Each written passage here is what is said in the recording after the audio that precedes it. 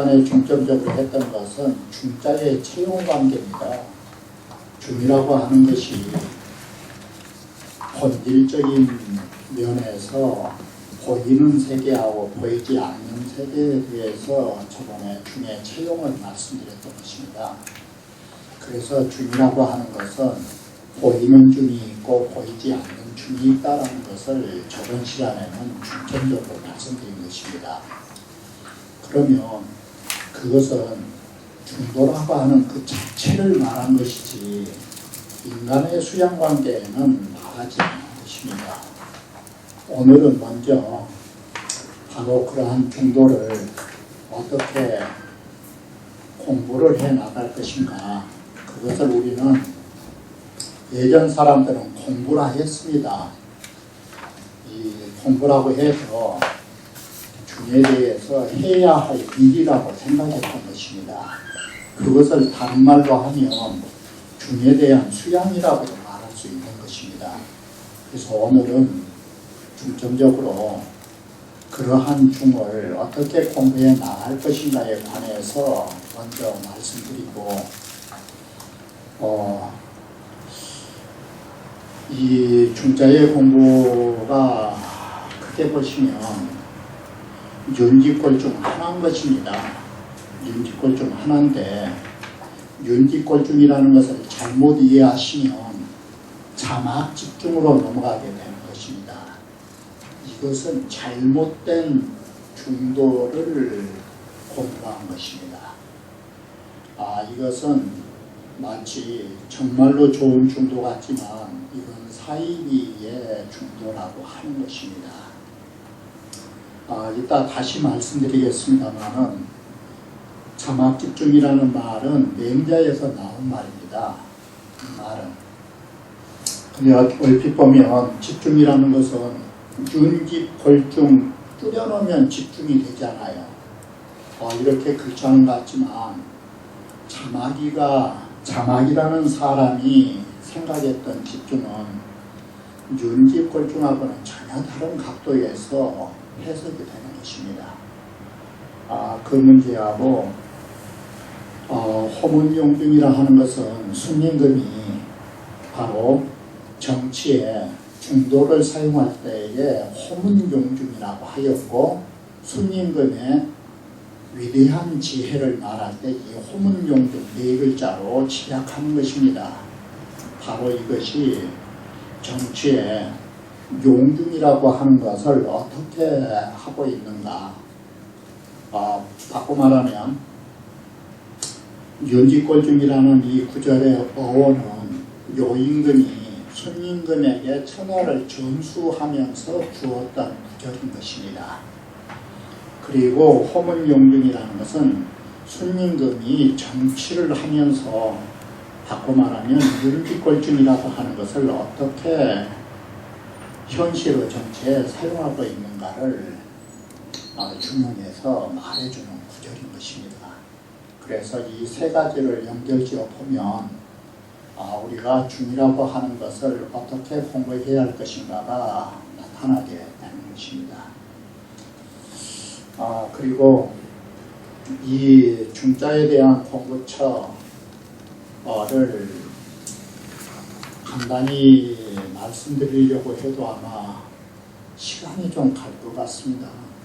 그리고 이제는 중자에 대하거나 용자에 대한 것을 말씀드렸기 때문에 그 다음부터는 중용 경문 1장에 관해서까지를 오늘 강의를 할 목적을 가지고 있습니다. 그런데 그 분야들이 다 쉽지 않은 부분들인 것입니다. 그래서 그래도 거기까지는 하려고 마음먹고 있습니다. 그래도 부득이 이 중용 전체가 어떤 뜻으로 쓰여 있는가는 다음 강좌에서 아마 말씀을 드려야 할 것 같습니다. 계획상으로는 오늘까지 해서 끝내려고 했는데 도저히 그래가지고 좀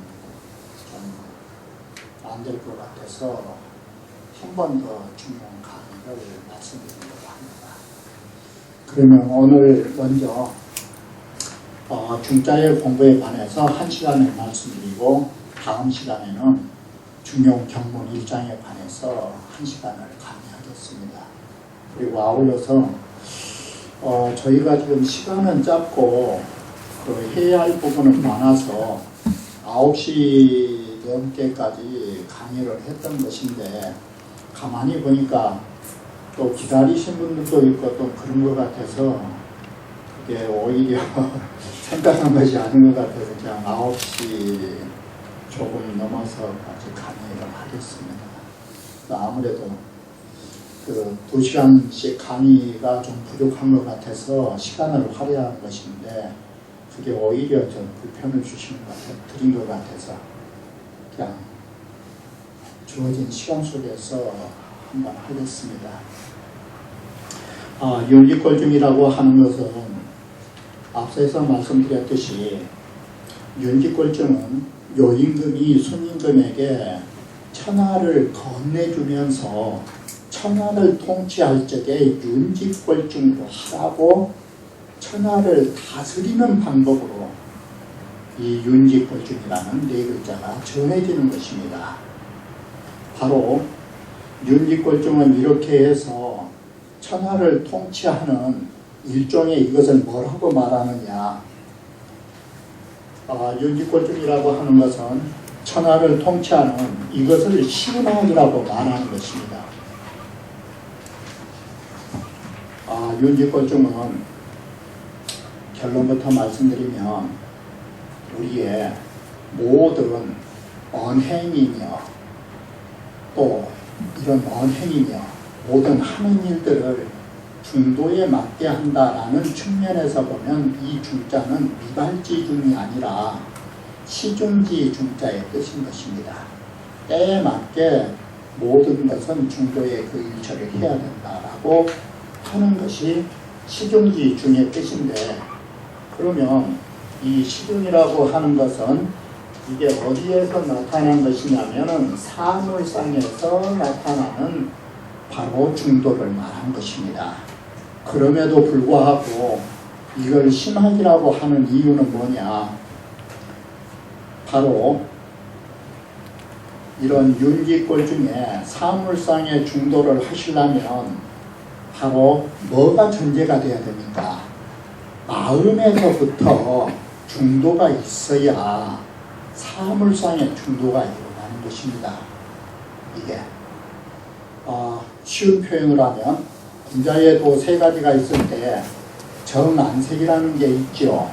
통용모, 용모를 움직이고 안색을 바로잡고 출삭이 그러죠. 말을 하는 것. 그러면 거기 역시도 어떻게 되어 있냐면 동용모라고 하는 것은 쉽게 말하면 이 신체의 전반적인 것을 움직이는 것입니다. 이게. 그리고 정안색, 얼굴빛을 반드시 한다는 것은 이 얼굴의 모양에 나타난 것만 말한 것입니다. 그리고 출삭이 하면은 이 말인 것입니다. 이 두 개를 합하면 이건 행이고 이 하나만 언이 돼서 언행입니다. 그런데 이것이 여러분들이 말씀하시고 행동하시는 거 마음 없이 됩니까? 이게 여러분들이 얼굴빛을 가지고 계시는 거, 슬플 때 슬픈 얼굴빛을 가지는 거, 슬픈 마음이 있기 때문에 슬픈 얼굴빛이 나오는 것입니다. 그러므로 언행이라고 하는 것은 사물상에서 표출되고 있지만 그러한 사물을 표출할 수 있었던 것은 그 마음에 관련된 것입니다. 그렇기 때문에 군자오도 세 가지를 말할 때도 분명히 몸으로 행동하고 얼굴의 그 얼굴색과 말이라고 하지만 이것은 심학으로 보는 것입니다. 군자의 마음이 없고선 될 수가 없는 걸로 보는 것입니다. 바로 이런 걸로 보시면 시중의 중자라고 하는 거 이게 마음이 없이 안 되는 것입니다. 지금 결론부터 지금 말씀드리고 있는 것인데 이따 다시 보시면 자 심학이기 때문에 여러분이 아시는 유학의 도통지전이라는 거 잘 아시죠? 유학의 도통지전이라고 유학의 도통이라는 게 있죠.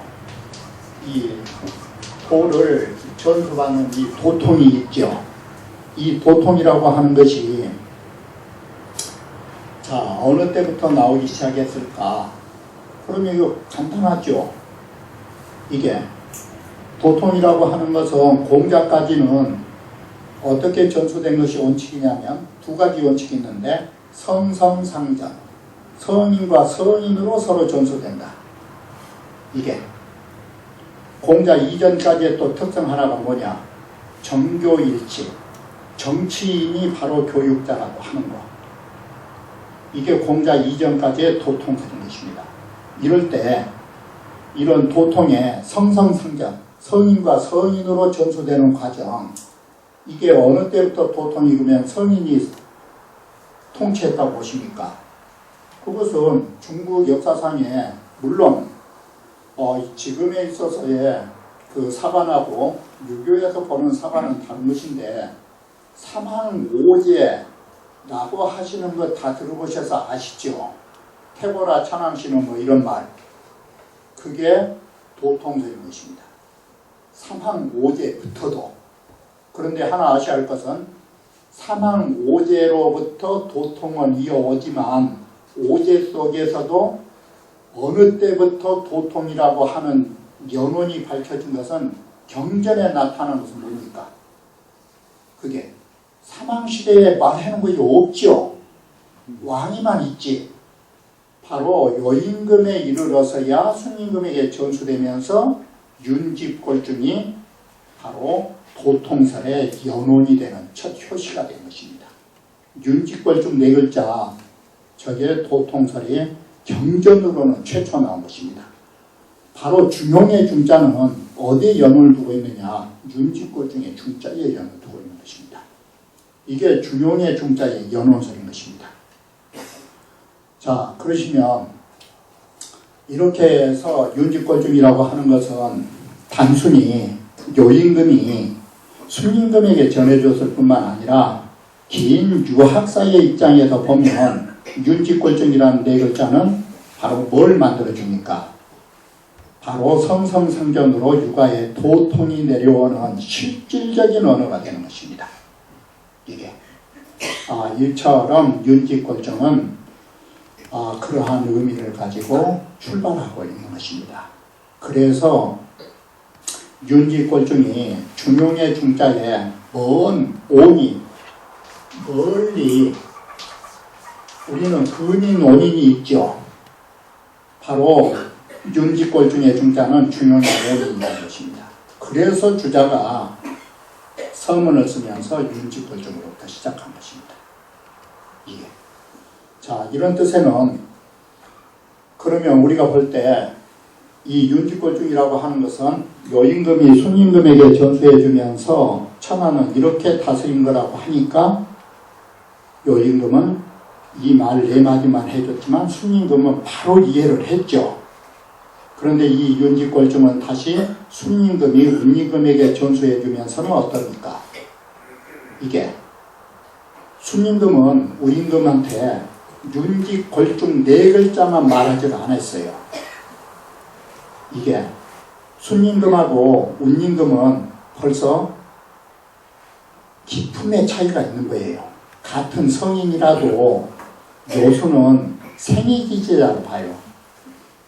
최상등의 인물로 본다면 운임금도 성인이지만 생이지제란 말까지는 안 해요. 그렇기 때문에 윤집골중은 생이지자 입장에서는 깨달을 수 있지만 바로 운임금 한 단계만 내려와도 이해를 못한 거예요.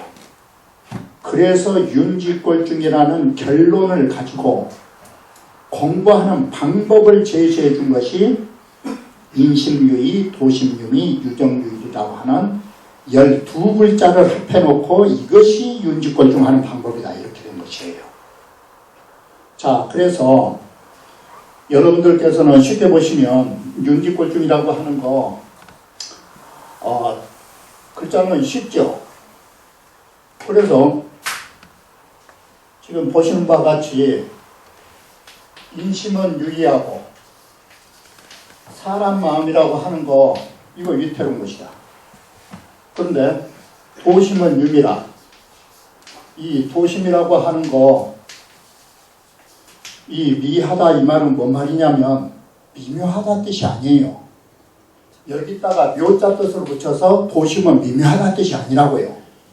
이 미자는 미묘의 미자가 아니고 은미의 미자예요. 잘 보이지 않는 거라고. 이게 쉽사리 안 보이는 거라고. 그러니 자, 이 두 구절만 보시고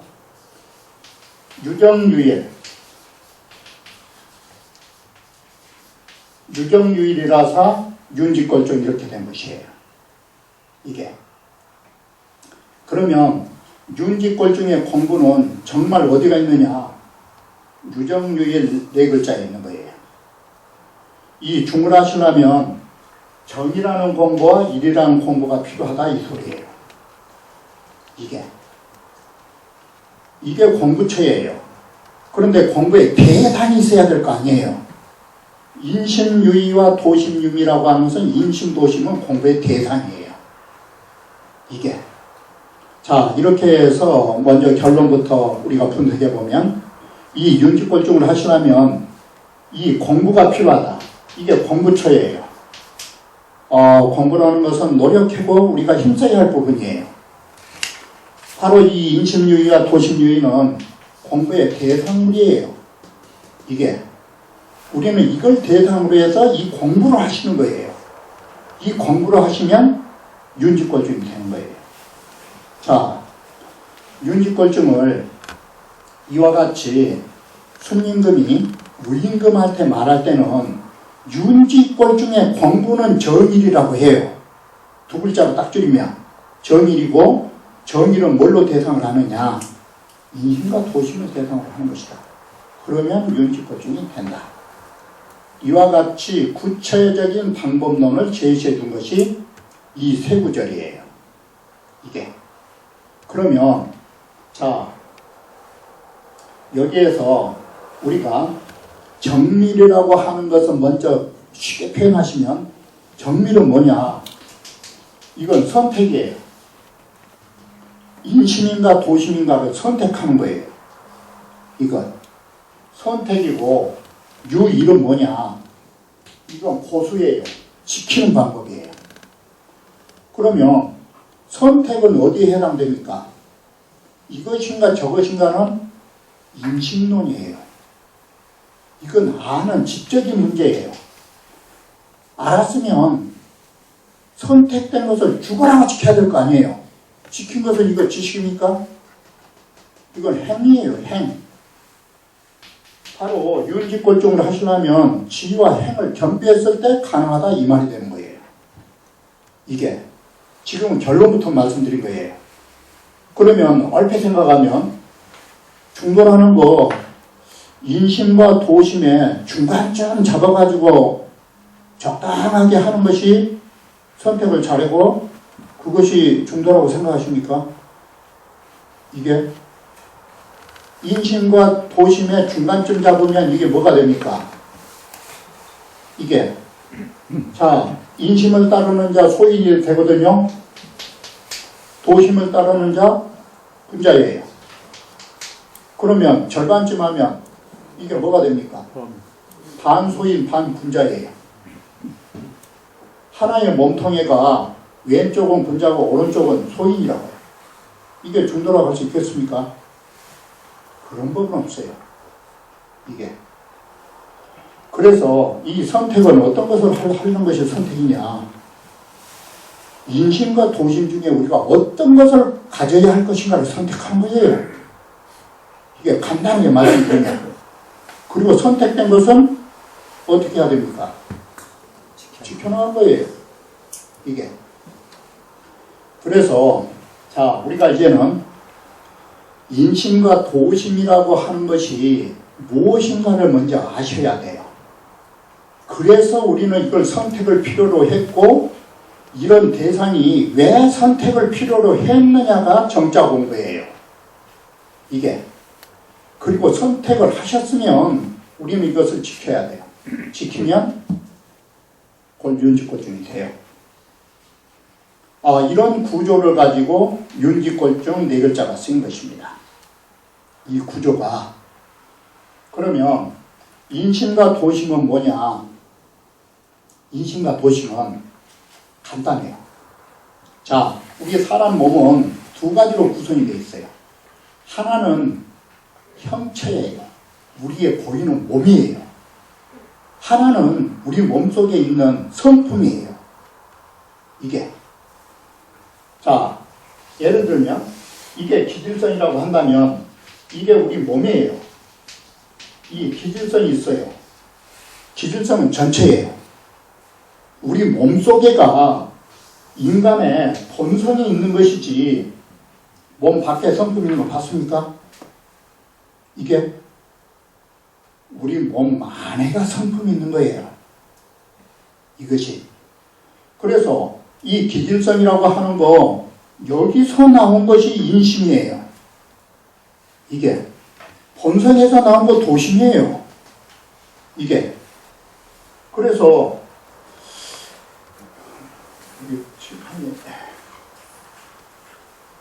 이 인심과 도심이라고 하는 거 율곡 선생이 도표 그릴 때 이렇게 그래요. 이게 온을 해놓고 이게 기질성이에요. 우리 몸이에요. 그리고 이 속에가 순수한 성품으로 바로 맹자가 말하는 성선이라는 성자, 이걸 송대대로는 본현성이라고 그래요. 이게 이럴 때 소위 맹자가 말하면 성선, 송대로 내놓으면 이것을 본현성이라고 해요. 이 본현성이라는 용어가 송대 때 만들어진 용어예요. 자, 여기에 따라서 바로 기질성은 뭘 가지고 있느냐. 이것은 기질성이라고 하는 것은 우리 몸은 일기기사예요. 사람마다 다른 사유물이에요. 이건. 그리고 선이라는 것은 이것은 공공의 물건이에요. 이건 성정지 정이에요. 이 정도의 개념을 갖는 거예요. 그럴 때 인심이 이 본성에서 근거에서 나오면은 도심거래요. 그런데 인심이라고 할 때는 이 병행으로 쓰질 않아요. 우리로 보면 인심과 도심이 나란히 병행으로 그려야 될 것 같죠? 그걸 그렇게 그리지 않아요. 바로 사람 마음에 육체라는 것과 사람의 본성이 있지만 이것은 병렬관계와 평등관계가 아니라고 하는 거예요. 이게 우리 몸의 주제자는 본성이라고 보는 거예요. 주인이 본성이면 몸이라는 것은 무엇과 같으냐? 객과 같은 거라고 보는 거예요. 그래서 이 인심을 그릴 때는 반드시 안 그래요. 옆으로서 횡생이라 해서 마치 격까지 쳐서 나오듯이 정횡의 개념을 갖는 거예요.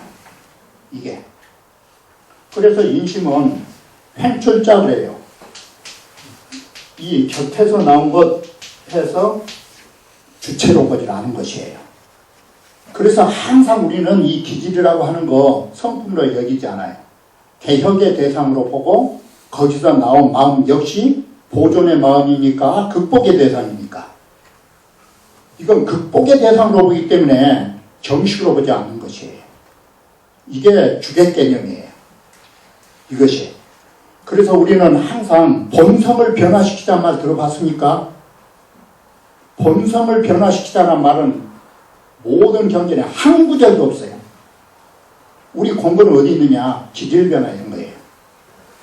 우리의 기질성은 변화의 대상이에요. 따라서 기질에서 나온 것 역시 극복의 대상이에요. 순수한 거 극복으로 삼습니까? 그건 보존의 대상이에요. 이렇게 해서 우리는 정식과 행위로 이렇게 나온 거예요. 그래서 병렬 방식으로 안 해요. 이것을. 이게 율곡 선생이나 송대 때부터 논란이에요. 어떤 사람이 인심과 도심을 병렬을 했어요. 대등한 존재로. 그건 아니라고. 이게. 자, 그러면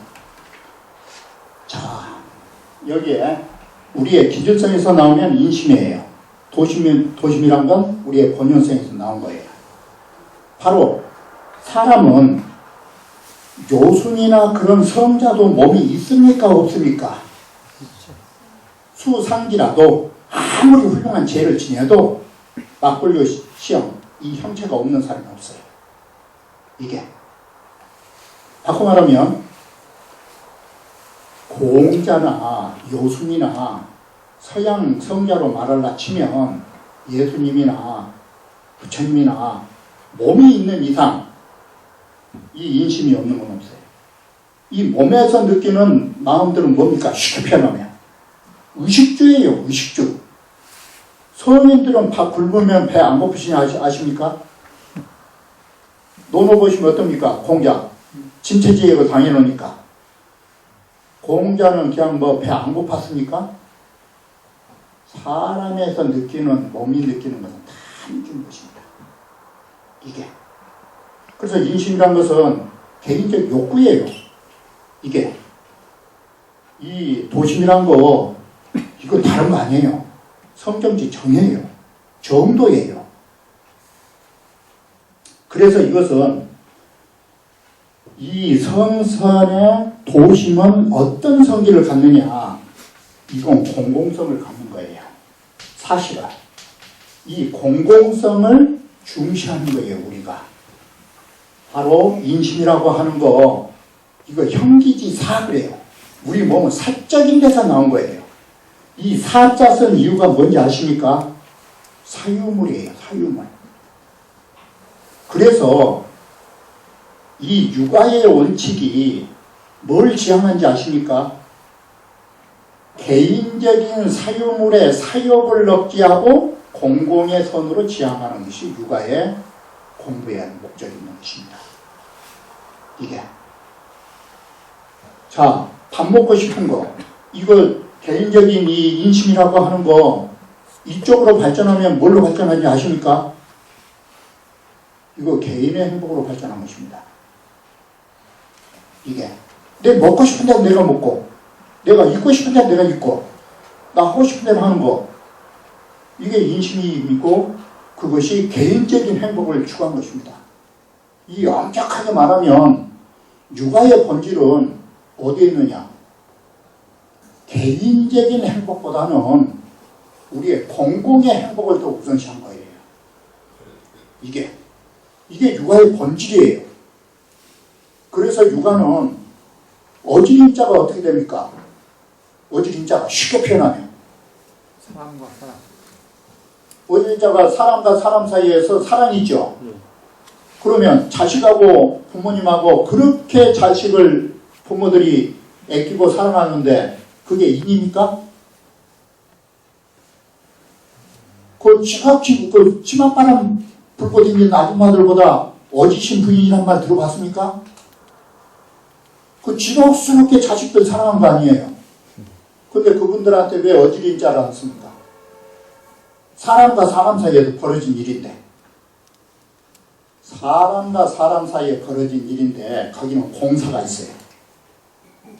만약에 그 아줌마가 치맛바람 아줌마가 남의 자식을 그렇게 보살펴주면 그 사랑은 어떻습니까? 사랑이 적습니까? 커집니까? 그랬을 때 우리는 인자를 쓰는 것입니다. 바로 거기서도 내 자식만 챙긴다라고 한 것이 아니에요. 바로 이것이 육아에서 지향하는 어지린자도 그래서 사랑이라 해도 무사심이 첫째예요. 그리고 두 번째 아무리 사심이 없어도 일에 타당케 했을 때 어지린자다 이렇게 본 거예요. 마음만 갖고 어지리면 안 돼요. 사심만 없어도 좋은 사람이죠. 엄한 일 통통 털켜주는 어쩝니까? 그 사람 마음이 좋아가지고 남 좀 어떻게 하다가 됐다고. 남한테 피해준 것은 인입니까? 그런 것 없어요. 바로 이와 같이 우리는 마음에 사심 없는 것만 가지고 남들에게 행복을 줄 수는 없는 것이에요. 마음에 사심이 없는 거 이건 기본이에요. 그리고 일처리도 타당하게 했을 때 그게 참다운 거예요. 우리는 사람 그런 거 높이 평가해요. 그래서 우리는 지와 행을 겸하는 거예요. 이게. 그래서 여러분들이 생각하실 때는 어지린자 쓰면 사람과 사람, 두 사람 사이에서 이루어진 것은 사실이에요. 그건 뭐 때문에 그러냐? 용서할 서자, 나액을 갖고 남한테 밀어준다는 측면에서 두 사람의 관계 속에서 이런 건 사실이에요. 그러나 거기에는 사냐 공이냐가 붙어 있어요. 그게. 여기도 마찬가지예요. 이 유학의 논리구조, 개인보다는 우리는 공공의 행복을 더 추구한 거예요. 이게. 그래서 우리는 인심에 사사로운 것을 사실은 억제 대상으로 삼는 거예요. 자, 여기서 이제 더 깊이 들어가면 인심이라고 하는 거 뭐라고 했습니까? 인심은 인욕입니까? 인심은 인욕이 아닙니다. 인욕으로 발전할 수 있는 위험성을 갖고 있죠. 내가 밥 먹고 싶다는 생각 가진 게 인심인데 그걸 인욕이라고 하겠습니까? 우리가 식탐이라고 하면 어떻습니까? 식탐이라는 것은 마음이 아니라 그런 지나친 행위를 할 때 우리가 식탐이라는 문자를 쓰는 것입니다. 욕심으로 갔을 때. 그러나 처음 먹고 싶다 하면 그걸 식탐이라는 문자 씁니까? 안 쓰는 것입니다. 이 욕자나 탐자는 심에서 발전한 단계로 갔을 때 탐자 욕자를 쓰는 것입니다. 그래서 왜 위태로울 위자 쓰신지 아십니까? 위자 뜻은 어떤 것입니까? 욕심이면 이건 뭐예요? 이미 욕심이면 벌써 좋지 못한 구렁텅이로 빠져버린 거예요. 그러면 위태롭다는 뭡니까? 위태롭다는 빠질 수 있는 위험성을 가지고 있기 때문에 위태로울 위자를 뭘로 해석하는지 아십니까? 욕추 미추지간. 자,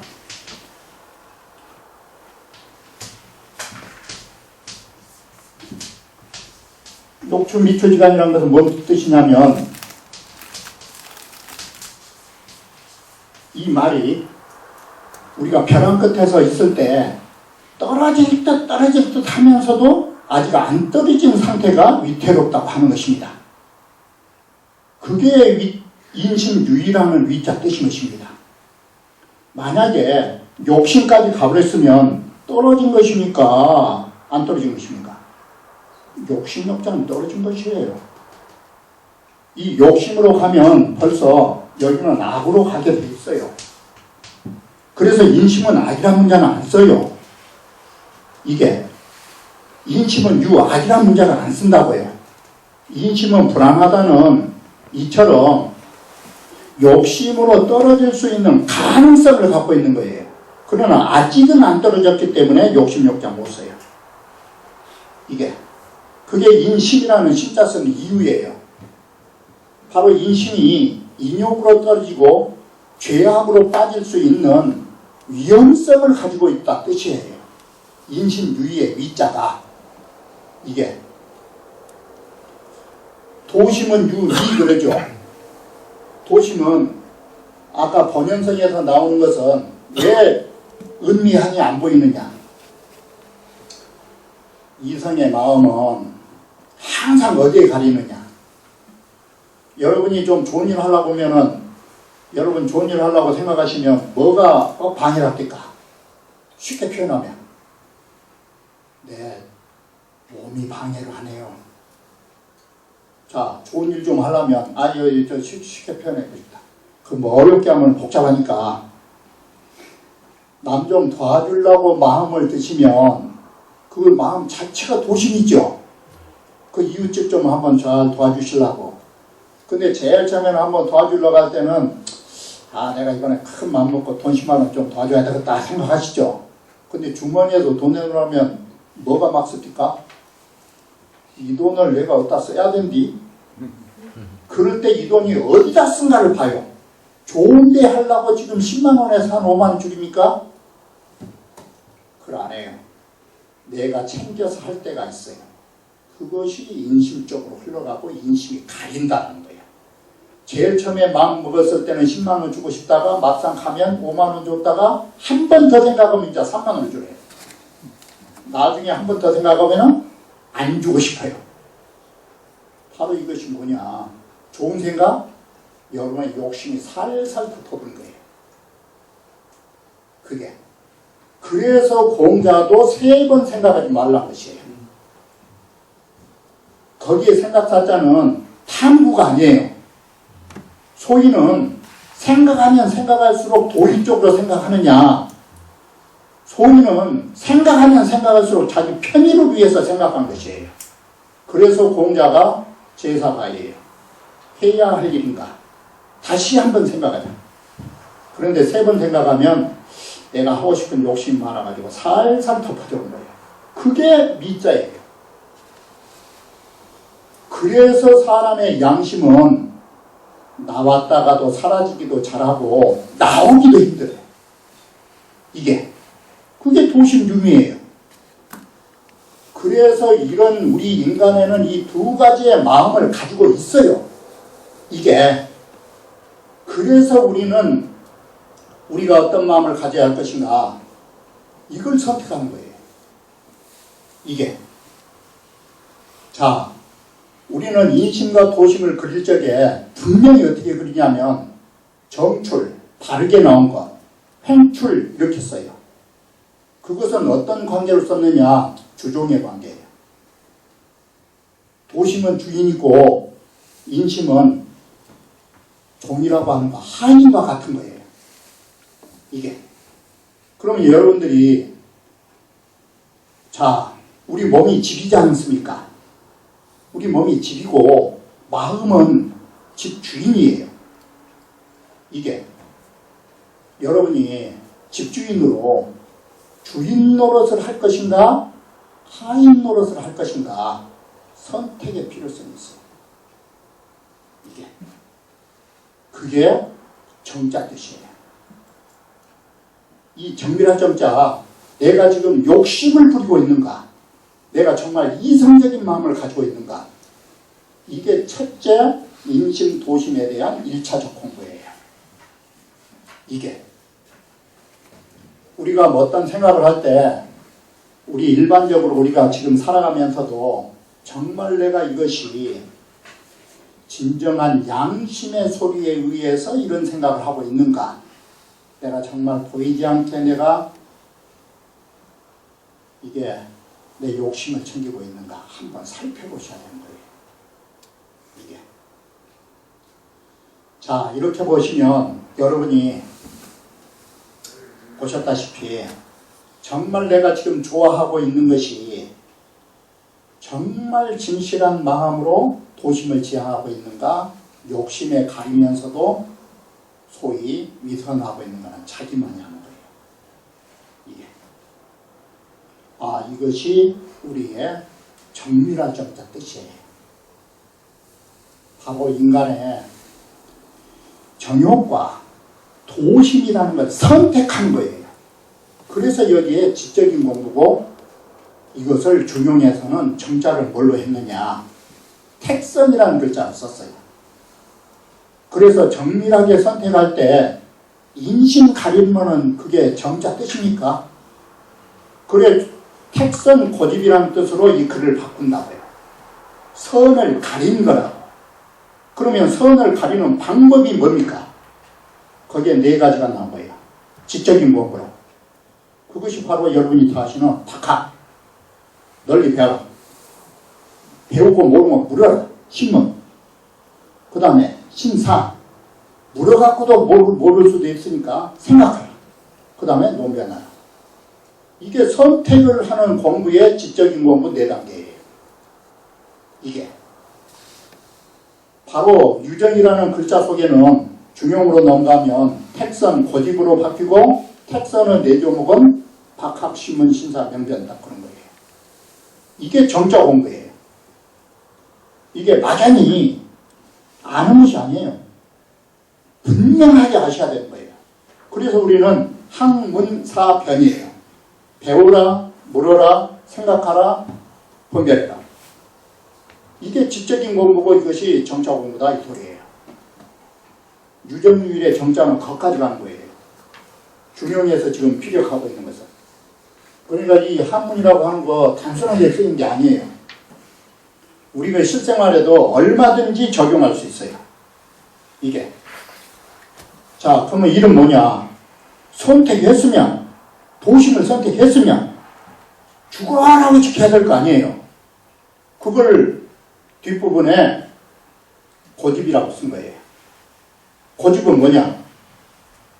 택선 고집할 때 고집인데 우리 글자 그대로 고집불통이에요. 이 고집인데 고집은 뭐냐?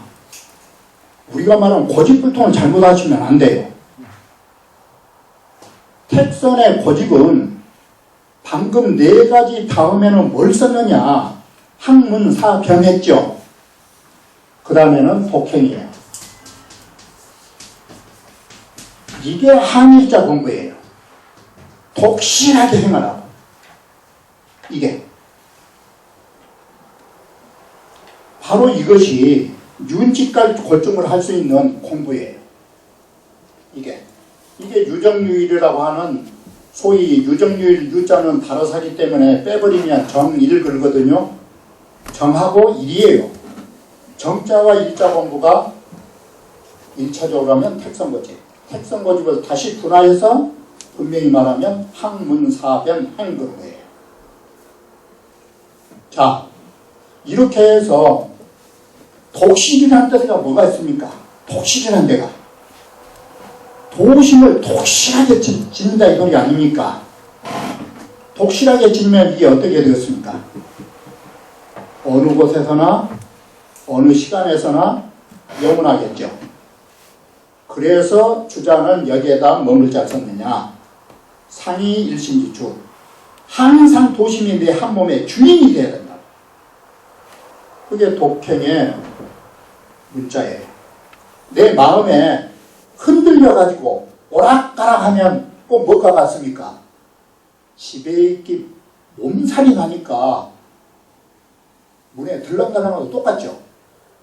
마음이 들락날락한 것이나 집에 있으면 답답해갖고 들락날락한 것이나 왜 집에 계시면 불안해가지고 들락날락합니까? 안 편한 거예요. 안 편한 거. 사람 마음도 마찬가지예요.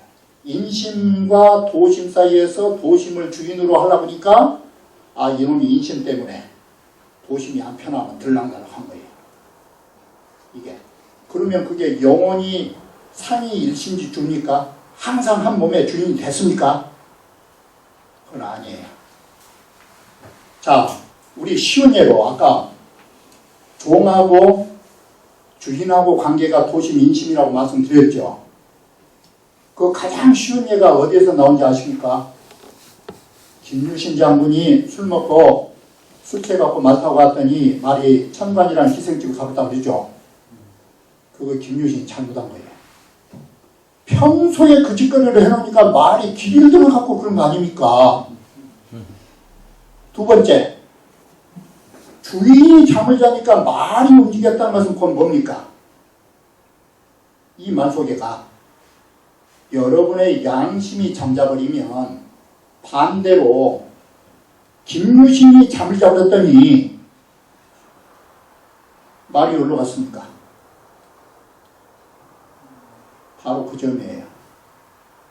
인간의 양심이 잠자버리면 사람의 욕망의 마음이 용사하게 되는 거예요. 이것은 꼭 뭐가 같으냐? 방금과 같이 김유신 경우 주인이 정신이 없었다는 거. 그 말을 바꾸면 주인이 힘이 약하면 항상 누구한테 휘둘립니까? 주인이 약하면 종들이 득세해가지고 대대 주인 골탕 먹인 것입니다. 그것이 뭔 뜻입니까? 인간의 양심이 사라지면 사람은 욕심이 용사를 하는 것입니다. 이게. 그래서 반대로 주인이 양이 커지면 종들이 어떻습니까? 종들은 딸싹 못하고 주인 말 듣죠. 그것이 바로 뭘 만들어냅니까? 이게 바로 우리가 인심을 배제하고 도심을 주인으로 만드는 거, 그게 강력한 주인으로 살라고 하는 것입니다. 그게 종교적으로 넘어가면 뭐가 되는지 아십니까? 그게 참주인공이라고 말하는 진주가 나온 것입니다. 그리고 도가로 가면 그게 진제입니다. 참 주제자가 있으면 바로 객이나 하인과 같은 몸은 절로 따르게 되는 것입니다.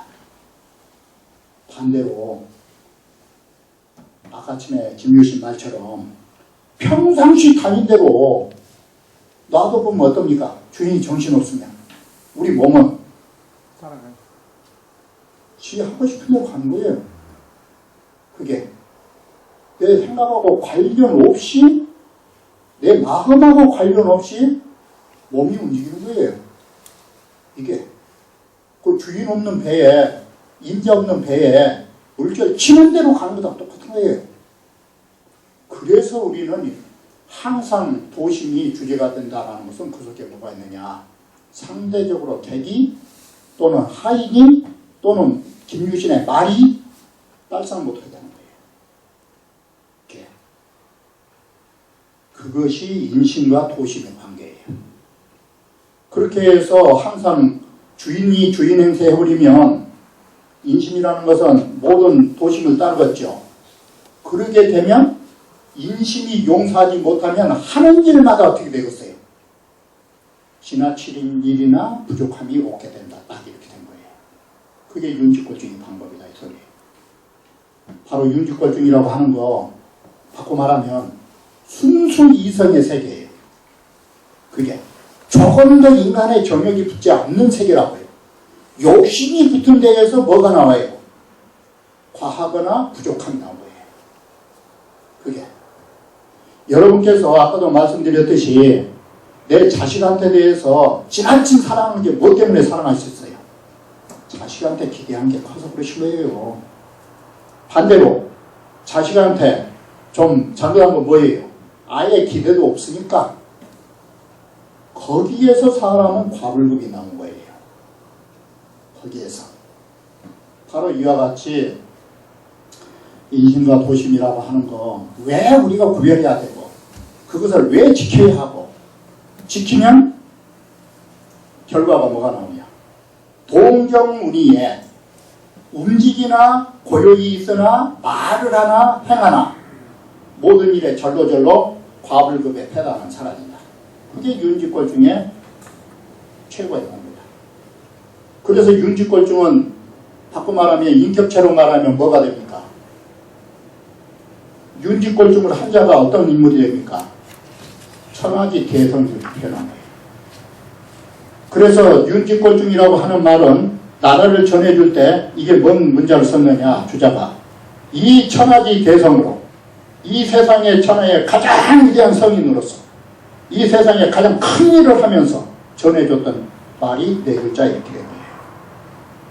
바로 이런 소개가 이런 뜻이 있기 때문에 윤직골증이 천하를 통치할 수 있는 신법이 되는 것이에요. 이게 우리 너무나 이렇게 어떤 도학적으로 안 생각해도 역대의 대통령들이 뭐 때문에 전두환을 한번 봐보십시오. 지혜가 부족한 것도 있었지만 더 큰 잘못은 항상 어디에 뿌리를 두고 있는가 한번 봐보십시오. 그거 인심이란 두 글자 빼보면 할 말이 없네요. 그게 이 윤직골증이 정치에 반영될 때 천하를 통치할 수 있느냐 없느냐, 우리 일견으로 봐서도 한 사람이 소인배가 되느냐 군자가 되느냐, 이러한 측면에서 신학이라고 말하는 것입니다. 이게 그래서 과불급이 없다라는 이 중자 최고의 최선을 다하는 것이다, 이 뜻이 되는 거예요. 이게 그런데 반대로 인심도심설이나 말할 말이 너무나 많지만 항상 다 아시다시피 오자서가 이런 말을 했죠. 일모도운이라고, 해는 저물고 갈 길은 멀다고. 할 말은 많은데 시간이 없어요. 그건 그냥 그 정도로 하고, 그러면 잘못된 우리가 그 윤지권중 이걸 누가 했느냐? 자막이 했어요. 자막이가 있는데, 자막은 어떤 데서 집중을 했느냐? 그때 당시 양주는 위하고, 양주는 위하주의거든요. 자기 자신만 알거든요. 얼마나 철저한 위하주의인지 발일모이리 천하라도 내 머리털 하나 뽑아서 천하를 이롭게 한다 할지라도 나는 결코 하지 않는다. 이게. 근데 그 사람 논지도 틀린 건 아니에요.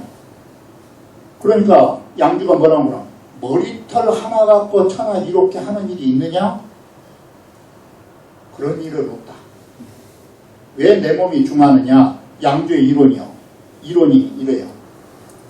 자, 내가 왜 내 자신이 귀중하냐? 그럼 좋다. 어느 벼슬을 하나 주면서 팔뚝을 하나 자르면은 장관자리 주고 한 2달이나 팍 잘라보면 재상자리 준다면 팔 자르고 다리 자르고 재상자리 가고 장관자리 가겠습니까? 안 가겠죠? 바로 거기서 뭘 말하냐? 내 자신이 고귀하다의 뜻이에요. 이게 그 양주의 이론이에요. 그런데 어떻습니까? 팔 하나 자르라고 하면은 장관 가지 않은 사람 꽉 찼죠? 근데 역대로 가서 벼슬 올라갔다가 팔 하나만 잘리고 나옵니까? 팔 하나만 잘린 역사가 있으니까 결론은 사실은 더 심한 게 많네요. 그게 진시황의 철저한 권력을 누렸던 사람이 이사 아닙니까? 이사가 모든 그 일족들이 요참을 당하죠. 그게 그 목을 댄 것도 아니고 그 지독스러운 형벌인데 이사더러 벼슬할 때 너 요참 당하고 몇십 년 잘 살래야 하면 이사가 했을 것 같습니까?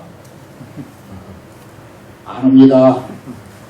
그런데 결과는 그렇게 됩니다. 그러니 내 몸을 귀중히 여기지 않을 수 없지. 이게 양주 이론이에요. 그래서 절대 나는 세상을 나가지 않겠다. 절대적으로. 근데 그 반대로 묵자예요. 묵자는 요즘 개념에서 보면 사회주자예요. 사실은.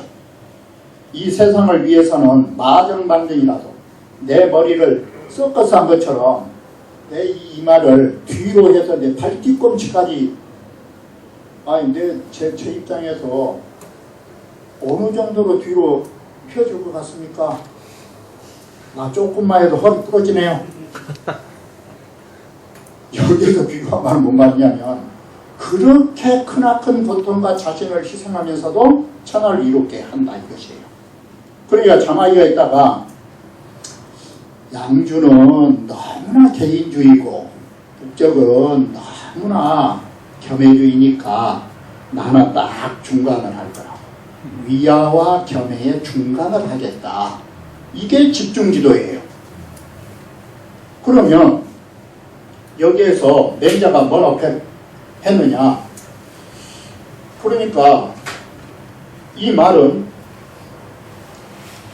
집중이라고 하는 것이 원래의 집중은 어떻습니까? 우리가 저울 때로 아까 말했을 때 시중지중은 물건 따라서 왔다 갔다 해야 되죠. 그러므로 중무정체, 이 중이라고 하는 것은 일정한 것이 없다. 곳에 따라 변한다. 이 중자는 유동성의 개념을 갖는 것이지 고정체가 아니죠. 자, 쉽게 표현해서 여러분이 보고 계시는 책의 중앙이 어디입니까? 지금 책의 중앙이 책상의 중앙이 됩니까? 지금 앉아 계시는 책상의 중앙이 이 강당의 중앙이 됩니까? 이 강당의 중앙이 전주의 중앙이 됩니까?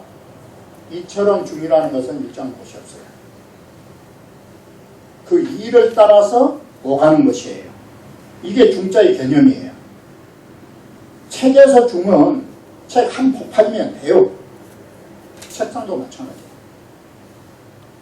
그런데 만약에 자마기처럼 내 책의 중앙이 대한민국의 중앙이라면 어떻게 됩니까? 이 말이 가당하다고 생각하십니까? 그래서 맹자가 이걸 뭐라고 했느냐? 원래 중이라는 것 개념은 중무 정체다. 일정한 것이 없는 것이 중자 개념이다. 이래서 중이 일정한 것이 없기 때문에 여기다 뭔지 알습니까? 때시자를 쓰는 거예요. 중이라는 것은 그 시간에 따라 달라지는 거예요. 이게. 그래 시중을 쓰는 거예요. 고정체를 가지면 시자 필요 없죠. 이게. 그런데 자, 지금 자막이는 어떻게 했습니까? 자막이 집중은 집중 무곤이라는 문자를 써요. 맹자가. 여기에 권자가 절대 권자인데 이 절대 권자는 칭추 그래요.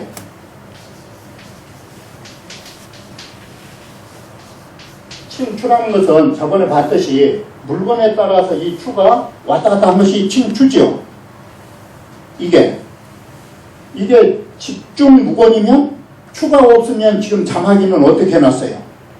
융통성이 없이 지금 딱 나는 중간이다. 자, 이 양주와 목적에 딱 중간에 있다. 나는 오가지 않는다. 그러면 이것이 저을 때가 어떻게 됐어요? 저을 때 할 것도 없죠. 그래서 이것을 맹자가 다음 구절에 뭐라고 했느냐? 거일패백이라.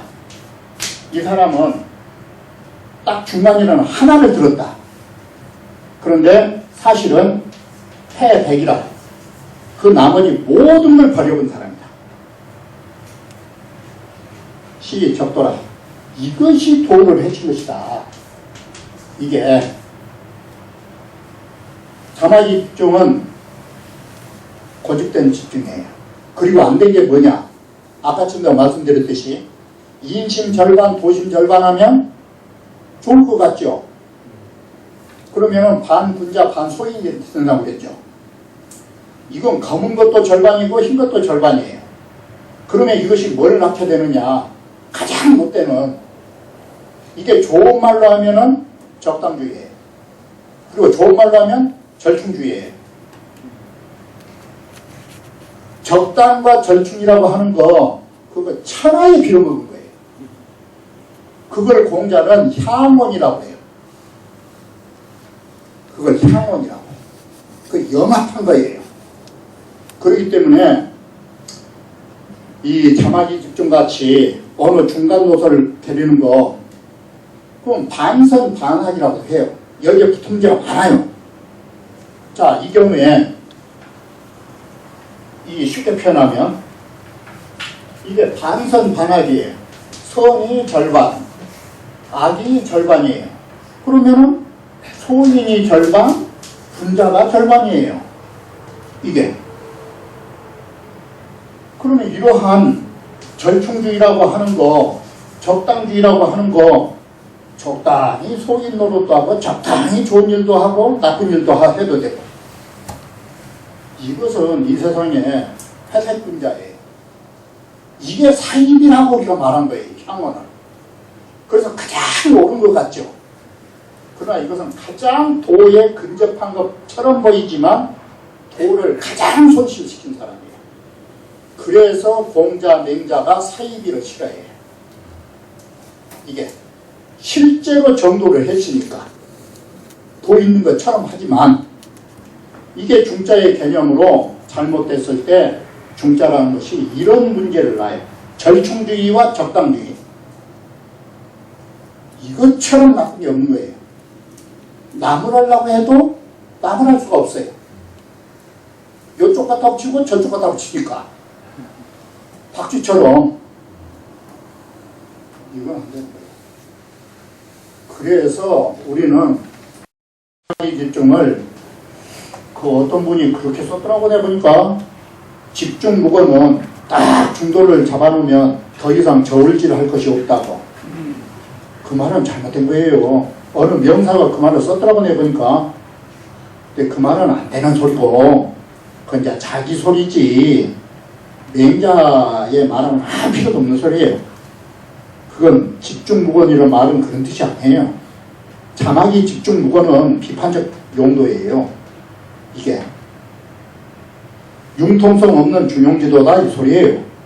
그건 그렇고, 자, 그래서 우리는 중자를 잘못 해석하면 순임금에도 중용 제6장에 가면 순임금은 위대한 지혜를 말할 때 호문용중이 나와요.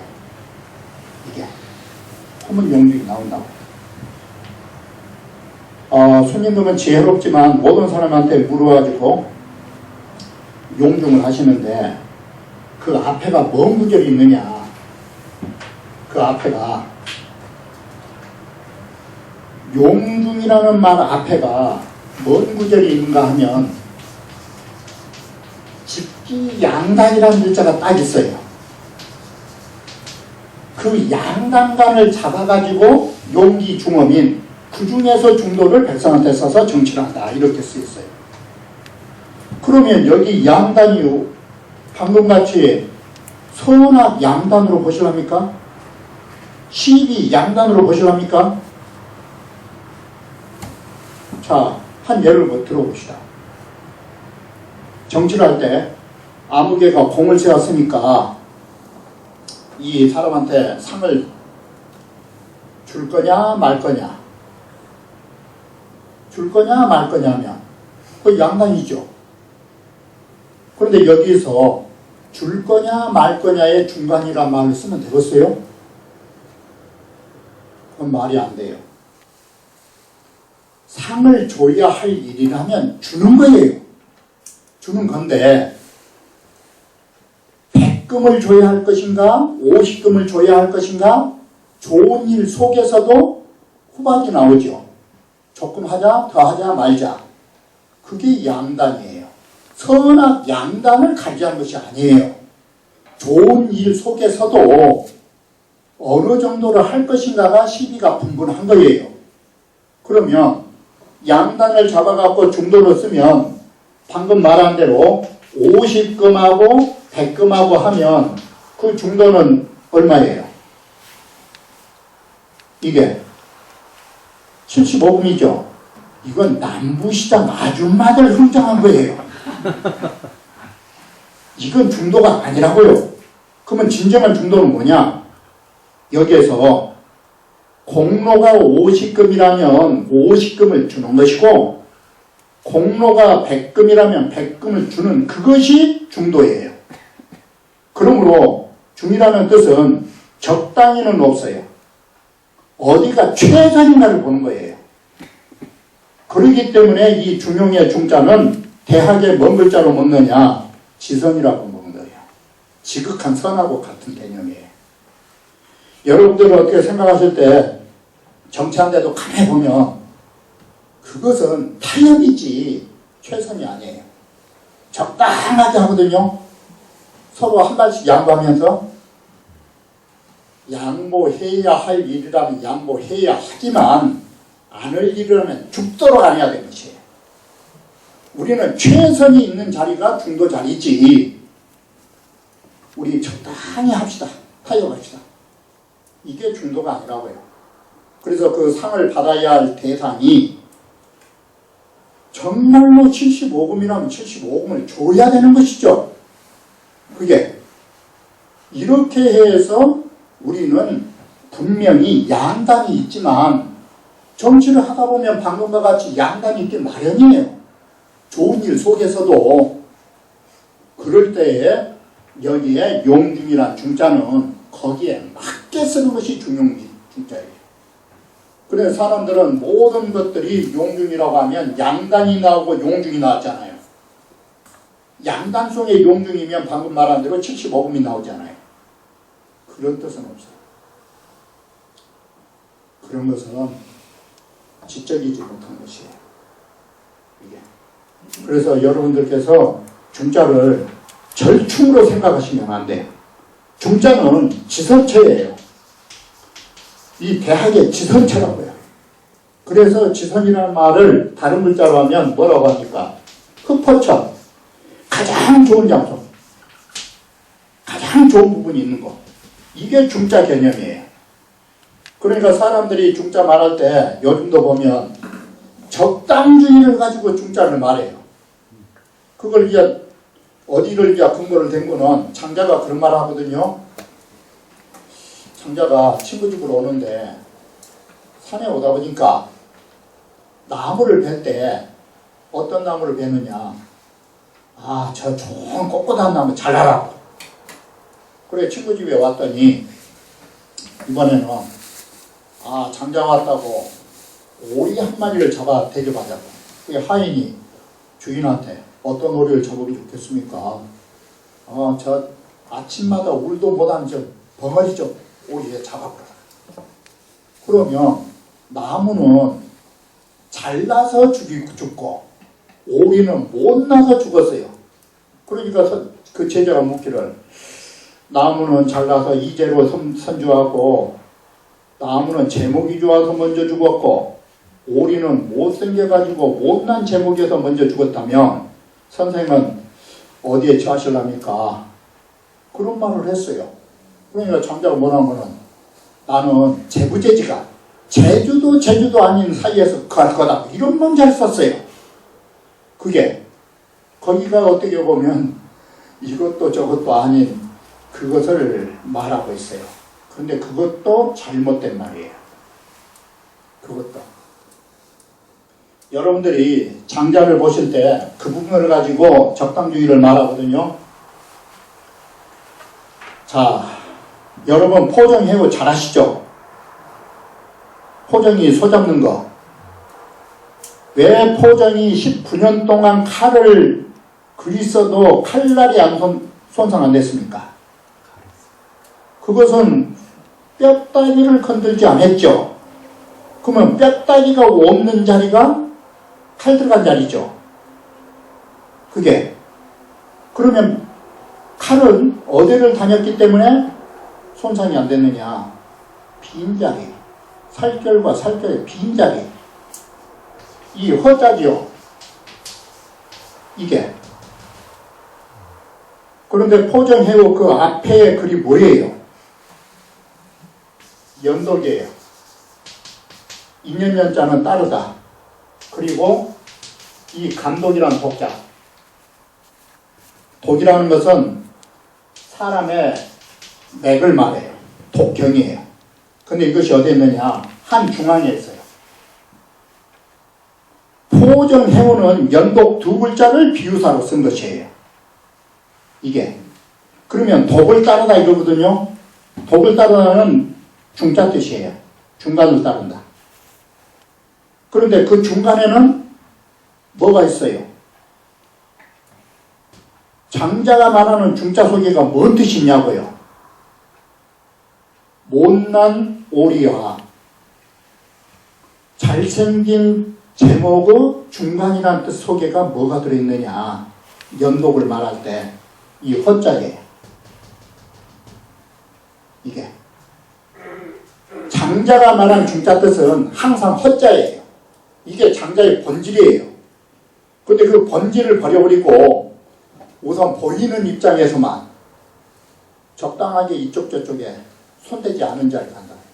마치 군대 가면 너무 앞서 나가도 터지고 뒤에 가도 터지니까 딱 중간 서자고 거기 가운데 떠망해. 그것은 기회주의예요. 그건 기회주의로 말한 것이지 그게 최선의 도리입니까? 세상을 살면서 기회주의로 살자라고 그런 논조를 편 거예요. 그런 것이 합리적인 진리가 될 수는 없는 거예요. 바로 이와 같이 우리가 반선반악이나 반문자 반소인 다 기회주의예요. 그것을 어떻게 우리가 중도라고 말할 수 있어요? 그래서 사람들이 그 중간에 적당히 한 기회주의로 절충하고 있는 거 장자도 인용하고 이런 말들을 봤는데 장자의 본질은 그런 게 없어요. 그게. 그래서 칼이라는 것이 딱 힘줄과 힘줄 사이, 살결과 살결 사이 중간을 손대면 칼이 손상되지 않는다. 그럴 때 그 중어사상이에요. 그것이. 그 포정해우의 그 비법이에요. 그게. 그래, 포정해우가, 포정이 사람의 몸을 비유했다면, 포정의 칼은 뭐냐? 정신이에요. 나의 생명의 정신이라고요. 이게. 빈자리를 간다라는 거. 일을 하면서도 부딪히지 않는다라는 거. 부딪히지 않는 자리가 비어있는 자리. 이게 포정해우가 나오는 비유법이에요. 이것이. 그렇기 때문에 기회주의로 말하거나 적당주의로 말하는 중자, 그건 장자를 보거나 어디를 보거나 경문의 본지가 아니에요. 그건 자신의 궤변이에요. 그것이. 이렇게 해서 그냥 1시간 끝내고 다음에 또 잠시 쉬었다 하겠습니다. 한 5분만 쉬었다.